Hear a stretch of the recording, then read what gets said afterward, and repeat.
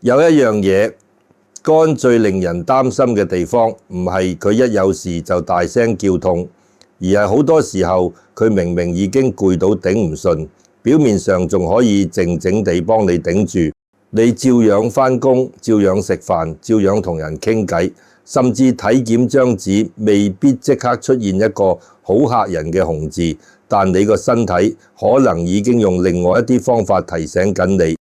朝早起身，個口苦苦地，對眼又乾又澀，好似成晚冇真正合過眼。明明瞓咗7、8個鐘，起身仲係冇精神。夜晚11、2點，本來已經眼瞓，一上到床個腦反而停唔到，又或者瞓到凌晨2、3點，無端端醒咗，之後輾轉反側，點都瞓唔返。日頭遇到少少唔順，條氣就頂住個心口。屋企人講多兩句，你已經想發火；個孫仔喺廳度跑2步，你都覺得嘈；老伴問多一句，你就嫌人煩。不過有一句我一定要先講清楚：口苦、眼乾、失眠、脾氣躁，唔等於你一定有肝病，更加唔可以單靠呢幾樣就自己落診斷。好多肝臟問題早期可以冇乜明顯感覺，相反呢啲不舒服亦可能同壓力、睡眠習慣、血糖、甲狀腺、藥物或者其他身體問題有關。若果你長期極度疲倦、冇胃口、右上腹持續唔舒服，甚至皮膚眼白發黃、尿色明顯變深，就唔好再淨係靠食療，應該盡快做正規檢查。養生係幫身體打好個底，唔係用嚟遮住警號。點解我仍然要由睡眠同情緒講起？因為對好多未去到嚴重問題嘅人嚟講，呢兩樣正正係日日都睇得到，亦日日都改得到嘅地方。你未必聽到個肝開口，但你會聽到屋企人話你最近火氣大咗。你會發現自己半夜醒多咗，會見到鏡入面對眼失去光，會發覺以前行半個鐘都唔攰，而家落樓買棵菜都懶得喐。身體嘅提醒通常唔係一下雷響，而係一滴一滴水，滴到你終於肯回頭。好多人一見到自己口苦眼乾瞓唔好，第一句就話我一定係肝火旺，要清肝要排毒。於是涼茶1杯接1杯，苦瓜龜苓膏24味，邊樣苦就覺得邊樣有效。甚至聽人講某一樣食材護肝，就即刻一大把一大碗咁食，心諗食得多見效自然快。但我同你講，養肝最怕就係一個急字。肝唔係廚房將油煙網，唔係拆落嚟浸一浸洗一洗就會即刻乾淨晒。你個身體本身日日都喺度做代謝，肝就係其中一個最忙嘅器官。你長期飲酒，食得油膩，日夜顛倒，又成日喐埋一套戲，跟住想靠一杯茶、一碗湯、一把枸杞，3、2日就將以前欠落嘅數清晒，邊有咁便宜嘅事？真正識得養肝嘅人，第一樣唔係問食咩最快，而係問我究竟做錯咗啲咩，令個身體日日冇機會抖。照中醫嘅講法，肝有2個好重要嘅意思，一個係主疏泄，一個係藏血。用最生活化嘅講法，所謂疏泄就好似屋企調去水渠要暢通，情緒、氣機、消化、睡眠唔可以樣樣都塞住。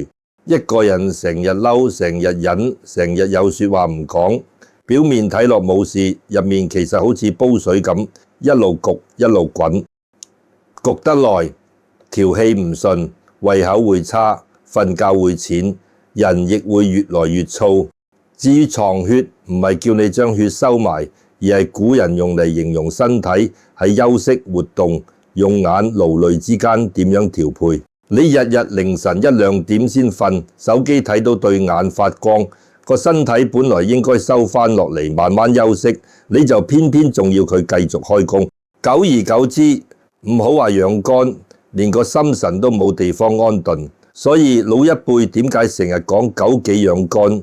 唔係因為佢有咩神奇力量可以一夜之間幫你洗肝，而係照傳統食養嘅思路，枸杞比較溫和，重在滋養肝腎，顧住雙眼同精氣。對一啲長期用眼、年紀漸長、容易眼乾、精神不足嘅人，少量放入粥湯或者溫水入面，係一種比較平和嘅日常食養方法。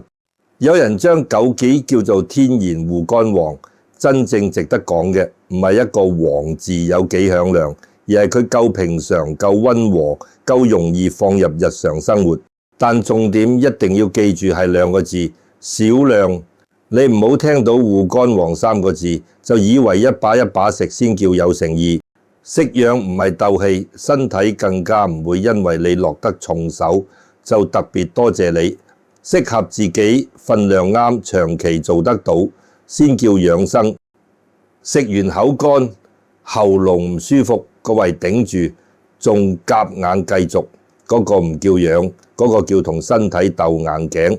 我以前認識一個陳叔，64歲，退休之前做貨運，後生嗰陣捱夜對佢嚟講係家常便飯，趕車等貨同客食飯，凌晨先收工都試過。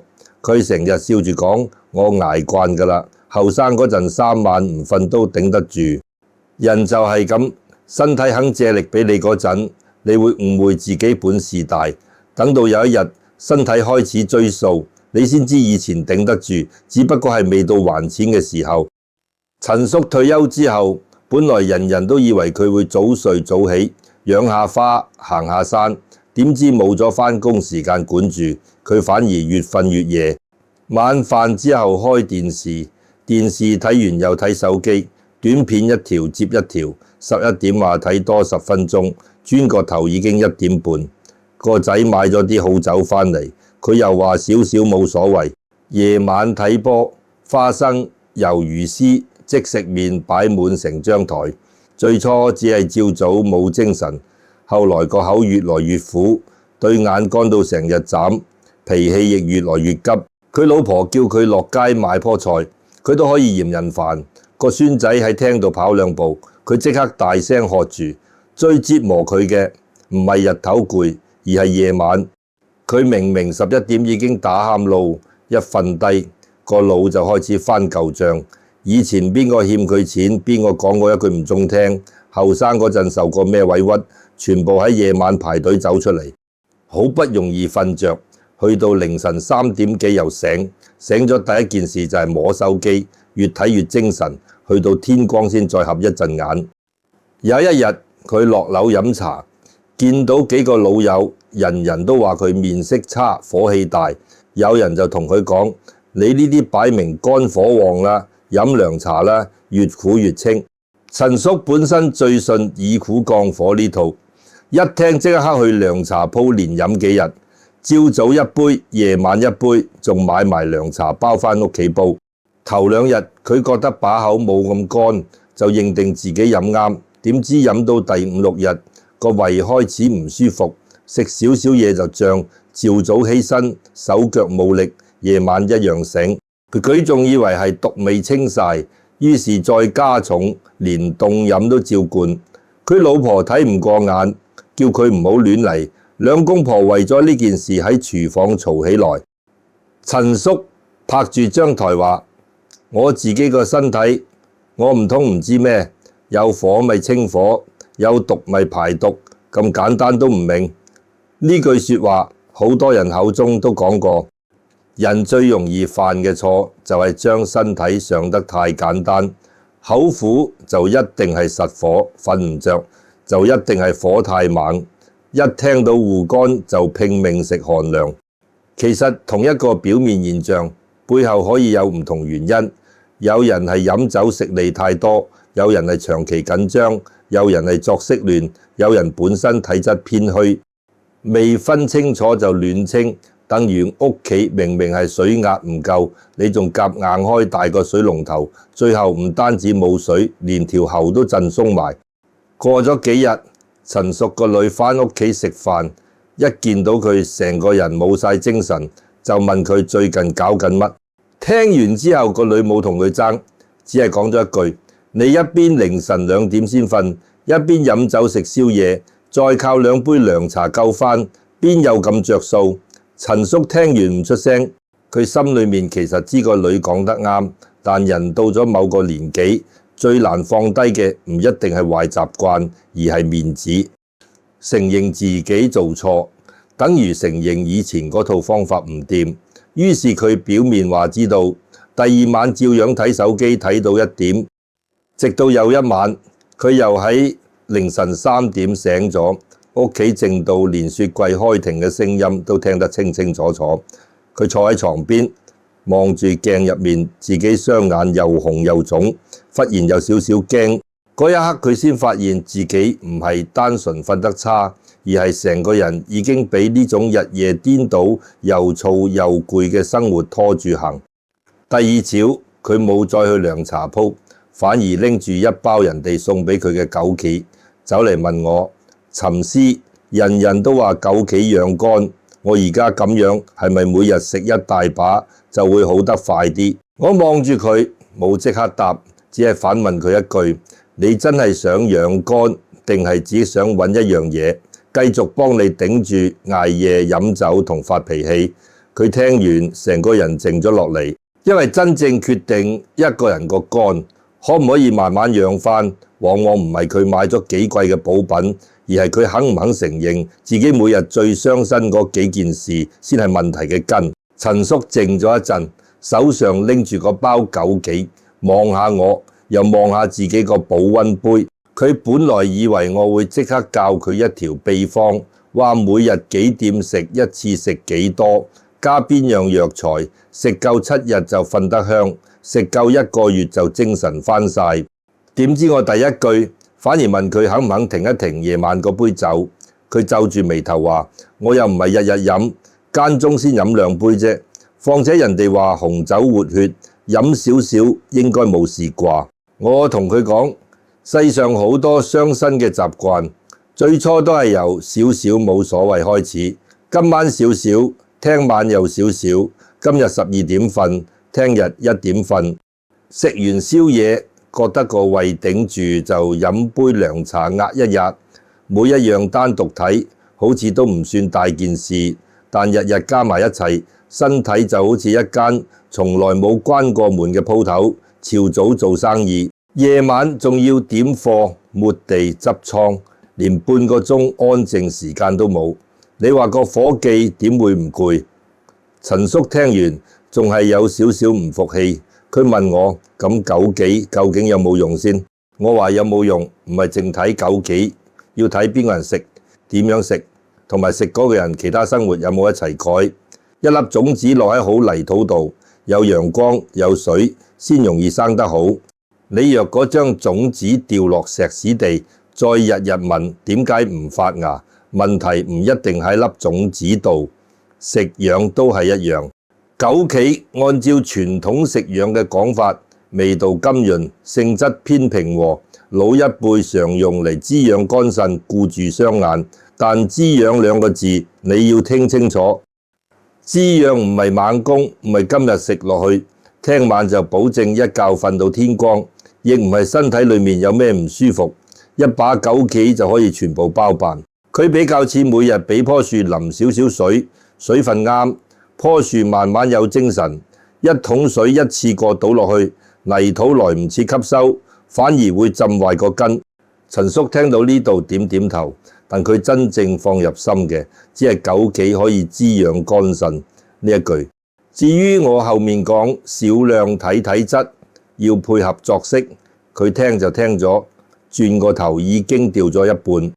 返到屋企之後，佢將原本沖茶嗰個細杯換成一個大玻璃壺，朝早一大把，中午又加一把，夜晚睇電視見到壺裏面冇幾多粒，就再倒一把落去。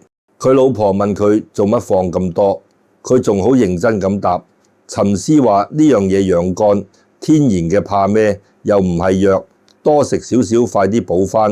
呢句話就係好多養生人最容易跌落去嘅坑。一聽到天然就以為冇分量，一聽到補就覺得越多越好，一聽到食療就以為食錯都唔會有代價。但世間萬物都有偏性，水係好嘢，飲得太急都會頂住。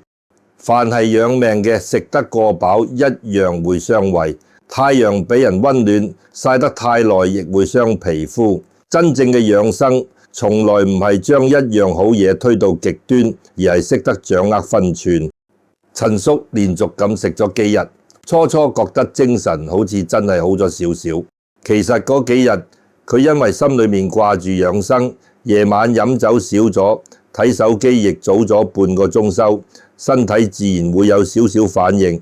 但佢將所有功勞都算喺枸杞身上，逢人就講呢樣真係好嘢。我食咗幾日，雙眼都冇咁折。講完之後，佢更加落重手。去到第7、8日，佢開始覺得個口乾，喉嚨有啲唔舒服，牙肉亦好似脹脹地。夜晚個肚成日咕嚕咕嚕瞓落床，又覺得個胃唔清爽。佢第一反應唔係停，而係覺得自己虛不受補。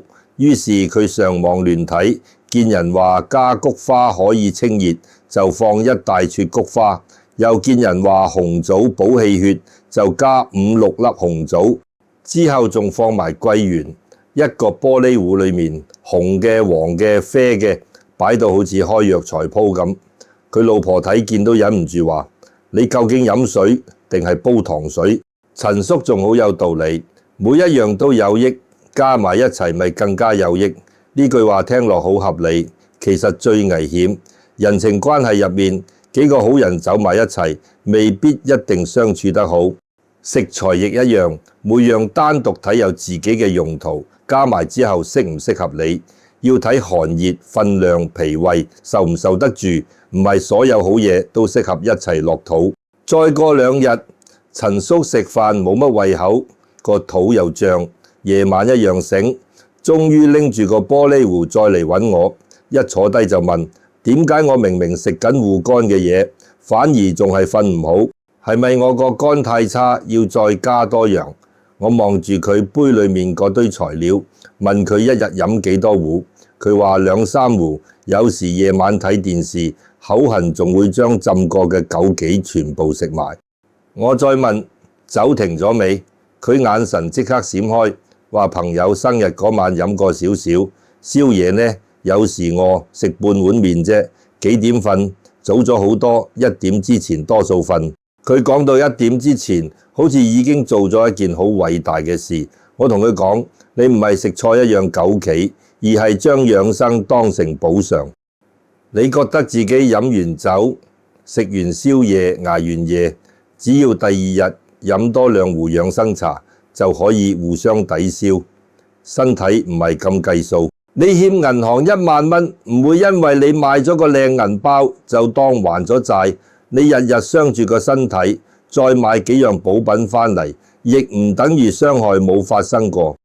陳叔聽完低低頭望住自己雙手，我冇叫佢以後永遠唔准食枸杞，只係叫佢將所有複雜材料先停低，一日用少量枸杞就夠，唔好一把一把倒，可以照早或者日間用溫水浸一陣，飲水之餘食幾粒，亦可以煮粥煲清淡湯水嗰陣放少少，唔需要日日變花款，亦唔需要同10樣材料混埋一齊。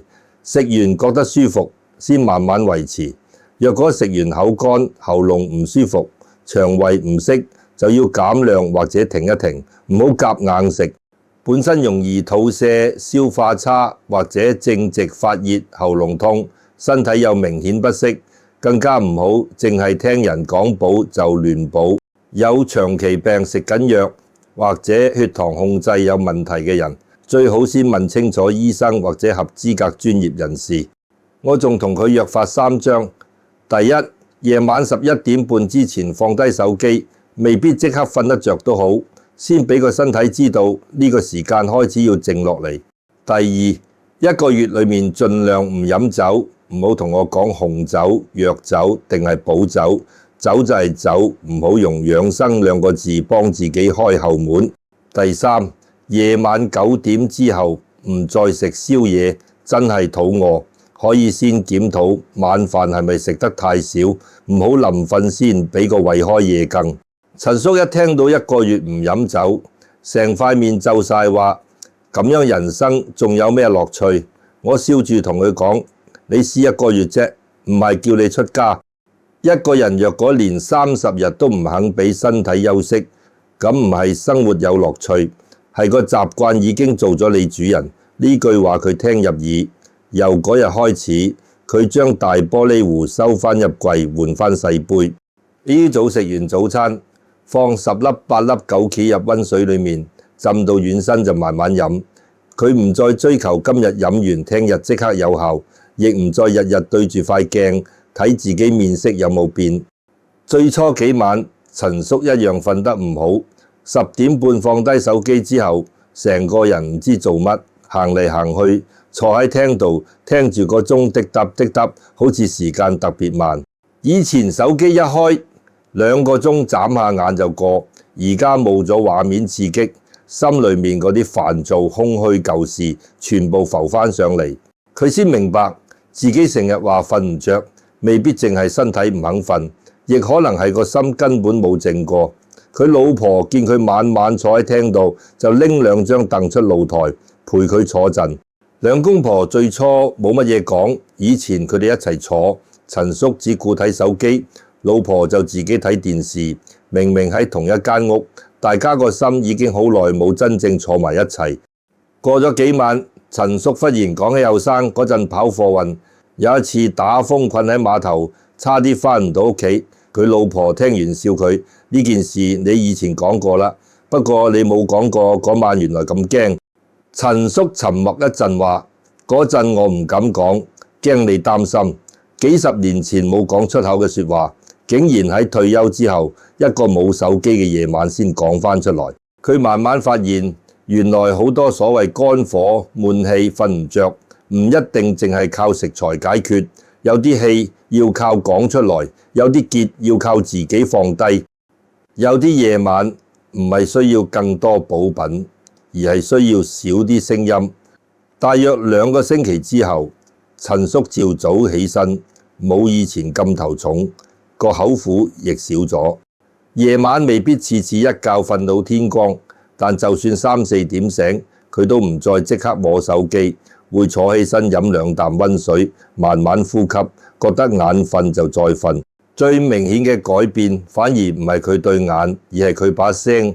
以前個孫仔喺廳度玩，跌咗件玩具落地，佢即刻喝人。而家佢會行過去幫手執返，仲問個孫仔有冇整親。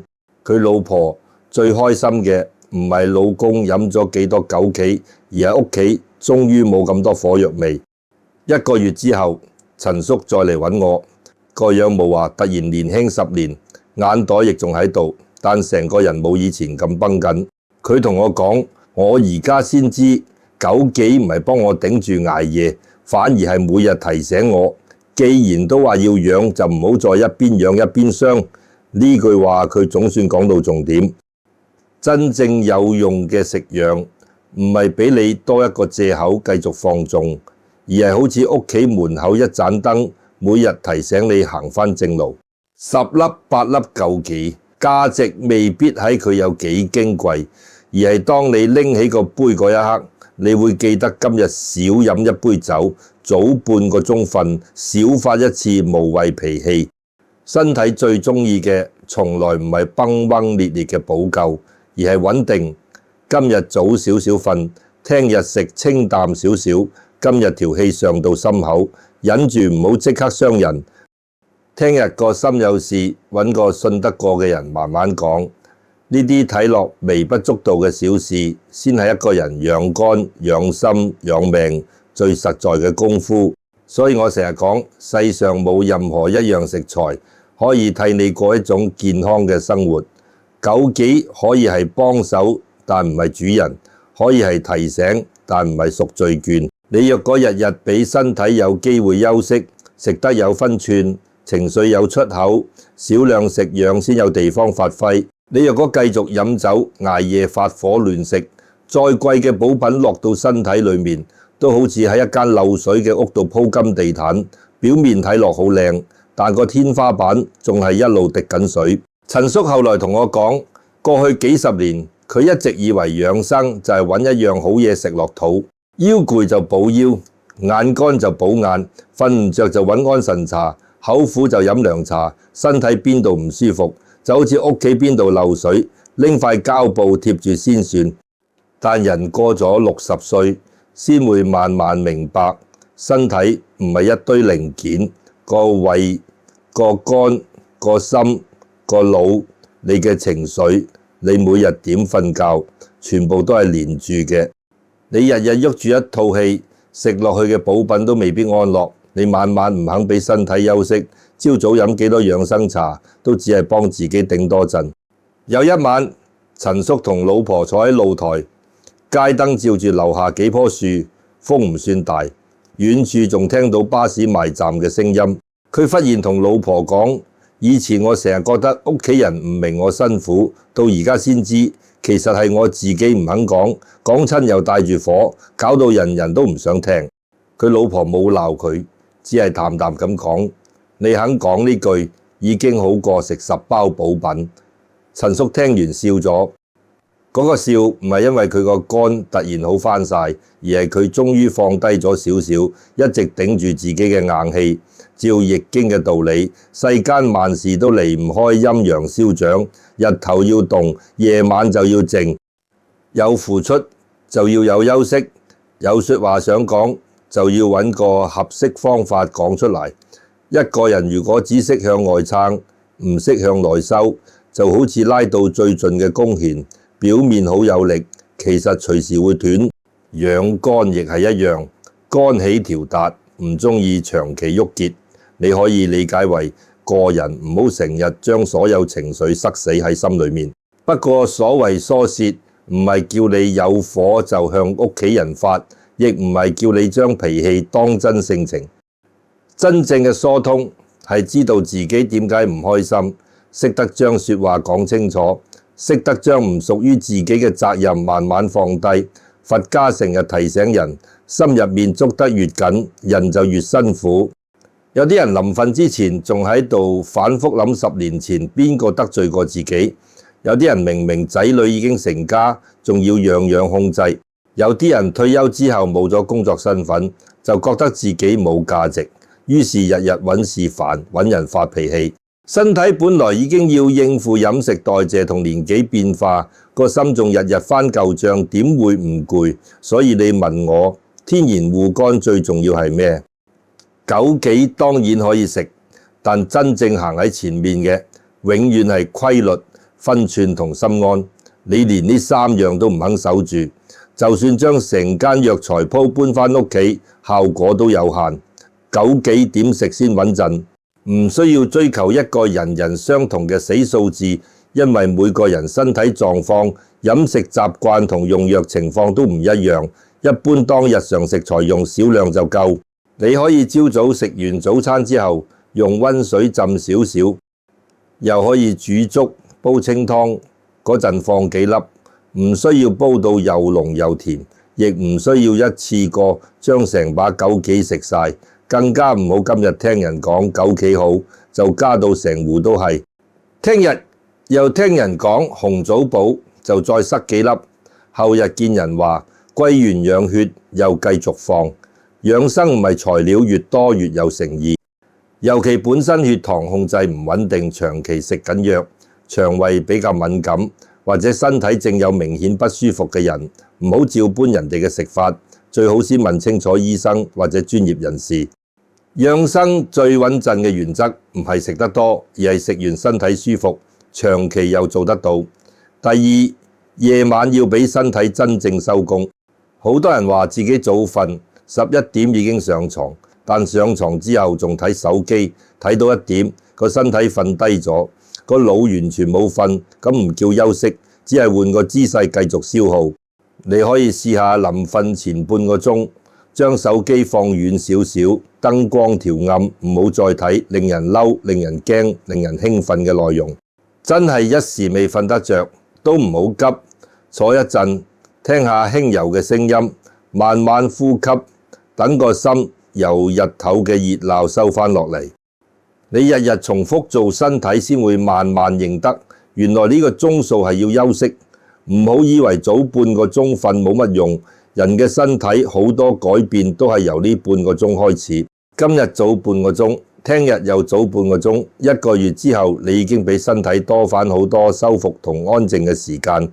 第三，少酒、少宵夜、少油膩。呢句話人人聽過，但真正做到嘅人唔多。酒最容易令人自己騙自己。有人話只飲紅酒，有人話藥酒係寶，有人話飯局唔飲冇面。講到最後，杯酒永遠都有理由，身體就永遠冇得休息。我唔係叫所有人一夜之間同所有應酬絕交，而係叫你對自己誠實。你若果已經有肝功能異常、脂肪肝，或者醫生明確叫你戒酒，就唔好再用飲少少冇事安慰自己。就算冇確診問題，亦唔好將飲酒當每日習慣。至於宵夜，最傷唔一定係嗰碗麵本身，而係你食完冇幾耐就瞓，個胃仲喺度忙，個身體又要準備休息，兩邊拉扯，第二朝點會輕鬆？夜晚真係肚餓，可以先睇下自己晚飯有冇食得均衡，唔好次次等到臨瞓先用高油高鹽嘅嘢填個肚。第四，唔好將排毒兩個字聽到太神秘，身體本身有自己嘅代謝同排泄系統，肝臟、腎臟、腸道日日都喺度做緊工作。你所謂幫身體排走負擔，最實際唔係揾一種猛烈方法沖洗，而係唔好日日繼續加重佢。少飲酒，唔亂食來歷不明嘅偏方同保健品。藥物按照醫生指示用，唔好自己亂加亂減。飲食保持清淡均衡，定時活動，控制體重。呢啲聽落冇咁神奇，但就係最實在。真正嘅清唔係清到個人手軟腳軟，而係將多餘嘅負擔慢慢減走。真正嘅排唔係飲完一杯茶就不停去廁所，而係身體可以按照本身嘅規律，安安穩穩做返自己嘅工作。有啲人一聽到排毒就鍾意用最猛、最苦、最快見反應嘅方法，飲完即刻肚瀉，佢就覺得毒排緊，食完個胃頂住，佢又話係身體適應緊。其實身體受唔受得住先係最重要。養生唔係睇反應有幾大，而係睇你食完之後個胃舒唔舒服，精神穩唔穩，瞓覺有冇慢慢改善。第五，定期檢查，唔好淨係靠感覺。肝臟最特別嘅地方就係有啲問題早期未必有明顯症狀，你精神好唔代表所有指標一定正常，你偶爾口苦眼乾亦唔代表一定係肝病。所以去到一定年紀，尤其本身有長期飲酒、肥胖、糖尿病、高血脂、曾經有肝炎或者長期服藥等情況，應該按照醫生建議做檢查。若果出現眼白、皮膚發黃、尿色明顯變深、腹部持續脹痛、食慾明顯下降、無故體重減輕或者疲倦得異常，就唔好再等一包枸杞救你。食養可以陪你行日常，檢查同治療先係守住底線。陳叔後來冇再日日問我幾時先見效，佢反而養成咗一個習慣。每日朝早食完早餐，會沖一杯淡淡嘅枸杞水，坐喺窗邊慢慢飲。飲嗰陣唔睇手機，只係望下樓下啲人返工、送孫返學，聽下雀仔叫。佢話嗰10分鐘係成日最安靜嘅時候。以前佢飲枸杞，心裏面諗住快啲好、快啲補、快啲將以前欠落嘅數追返。後來佢先明白，養生冇得追，年紀係一日一日大，身體亦要一日一日養。有啲損耗唔會7日清晒，有啲習慣唔會1個月完全改變。但只要方向啱，你今日少傷一點，明日多養一點，已經係好大嘅福氣。半年之後，我再見到陳叔，佢唔係變成一個完全冇病冇痛嘅人，夜晚偶爾都會醒，對眼睇耐手機一樣會接，但佢冇以前咁急。講話冇咁衝，同老婆關係亦順咗。最重要係佢學識分辨咩叫身體需要照顧，咩叫自己心急亂補。佢同我講，原來我以前成日話護肝，其實我只係想揾一樣嘢幫我繼續過舊生活。到而家我先知，真係想身體好，就要連生活一齊改。呢句話值得每一個過咗50歲嘅人記住。所謂天然護肝王，唔係叫你將一種食材供喺神台，更加唔係話食咗就百病不侵。枸杞真正可貴嘅地方係佢平常溫和，容易放入日常生活。每日少少提醒你顧住雙眼，顧住作息，顧住個心，亦顧住自己，唔好再日日透支。但記住，枸杞只係其中一個小幫手。真正保護你嘅係你肯唔肯早點休息，肯唔肯放低杯酒，肯唔肯少食一餐宵夜，肯唔肯將條氣慢慢放鬆，亦肯唔肯喺身體發出警號嗰陣認真去檢查。人到中年以後，福氣未必係食到幾貴嘅補品，真正嘅福氣係你仲聽得到身體提醒，仲有機會改，亦有家人願意陪你一齊行。有時屋企人叫你少飲一杯酒，唔係嫌你麻煩，叫你早點瞓，唔係想管住你，見你亂食補品出聲阻止，亦唔係同你作對。佢哋只係驚有一日你個身體真係捱唔住，到嗰陣先後悔，已經太遲。所以對屋企人嘅提醒，唔好次次都當成囉嗦。人到晚年，仲有人願意勸你，仲有人留意你食咗啲咩，幾點先瞓。其實已經係一種福氣。最怕唔係冇補品，最怕係身邊冇一個人再理你。你今日肯少飲一杯酒，唔止係為自己個肝，你早點放低手機，亦唔止係為咗瞓覺。你身體好一日，屋企人就少擔心一日；你脾氣平和一分，屋企就多一分安寧。養肝去到最後，養嘅唔止係一個器官，仲係一個人點樣對待自己，點樣對待屋企人，點樣將日子過得有分寸。照易經嘅意思，過猶不及，凡事太過都會失去平衡。補得太過未必係補，清得太過未必係清，休息太少身體會攰，成日唔喐，氣血亦會滯。真正識養生嘅人唔會追求極端，佢唔會因為聽到一樣嘢好就日日食到過量，亦唔會因為聽到一樣嘢有禁忌就驚到完全唔敢掂。佢會睇自己身體，睇分量，睇季節，亦睇食完之後嘅反應。身體舒服就保持，身體唔舒服就停一停。呢種分寸先係老祖宗講嘅中和之道。我見過太多人50幾歲開始驚老，60幾歲開始驚病，於是屋企擺滿一樽樽保健品，朝早一把丸，夜晚一杯茶，櫃裏面仲有幾包唔知幾時買返嚟嘅藥材。買嗰陣覺得每一樣都係希望，食咗一段時間冇感覺，又再換下一樣，但真正最應該改嘅始終冇改。夜晚照樣2點瞓，嬲起上嚟照樣傷人，飯局照樣飲到面紅，宵夜照樣食到個胃頂住。補品買得越來越貴，身體就越來越攰。有時唔係你食得唔夠好，而係你冇停止傷害自己。呢句話聽落可能有啲重，但真係值得每一個人靜落嚟諗一諗。你食枸杞之前，先問自己今晚肯唔肯早啲瞓。你飲養生茶之前，先問自己今日飲咗幾多酒。你話要清肝火之前，先問自己最近有冇成日將脾氣發落最親嘅人身上。若果呢3樣都唔肯面對，食幾多都只係做表面功夫。一個人真正開始養生，唔係佢買咗第一包枸杞嗰日，而係佢第一次願意承認舊習慣已經唔適合而家嘅身體。後生嗰陣捱一晚瞓一覺可能就補得返，50、60歲之後捱一晚有時幾日都未恢復。後生嗰陣飲2杯，第2朝照樣返工。年紀大咗，酒精、油膩、睡眠不足加埋一齊，身體承受嘅壓力已經唔同。人最有智慧嘅地方，唔係證明自己仲同後生嗰陣一樣，而係知道自己去到咩年紀，就用適合呢個年紀嘅方式生活。識得收先可以搶，識得慢先可以穩。枸杞每日食少少，真正意義就喺呢度，唔係叫你靠佢撐住，而係提醒你養生要日日做，慢慢做，溫和做。